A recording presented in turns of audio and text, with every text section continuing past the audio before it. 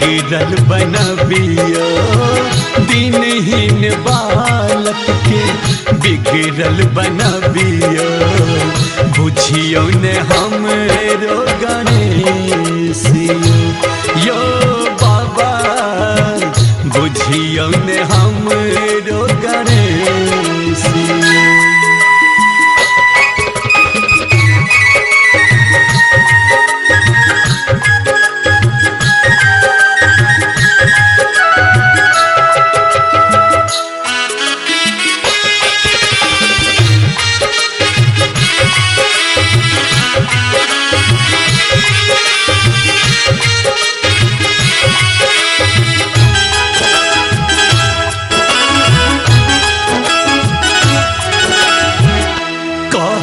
सब बाबा अहाँ छी दयालु सब हक कष्ट हरे भोला कृपालु। कहू ना बाबा किया रुसल छी कहै छै सब बाबा अहाँ छी दयालु सब हक कष्ट हरे भोला कृपालु।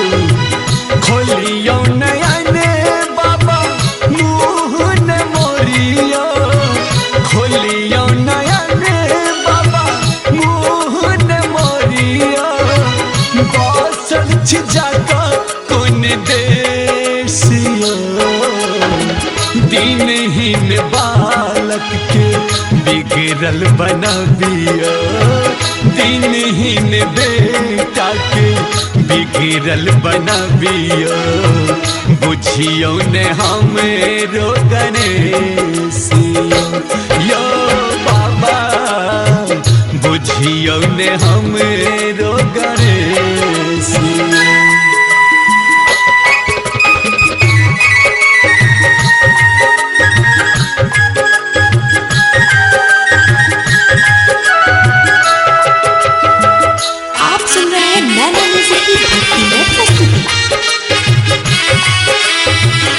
सिंगर विक्की चाची।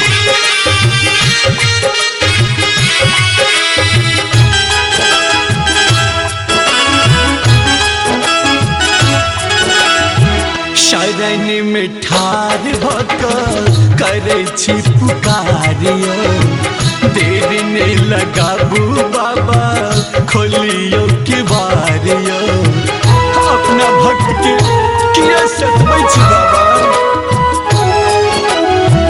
शरण में ठार भकर करे छी पुकारियो देर नहीं लगाबू बाबा खोलियो के बारियो। विक्की चौधरी के बाबा आस पुरबियो विक्की चौधरी के बाबा आस पुरबियो दियो ने अपन सनेसियो दिनहीन बालक के बिगड़ल बनबियो दिनहीन बेटा के बिगड़ल बनबियो बुझियो ने हमरो गणेश यो बाबा बुझियो ने हम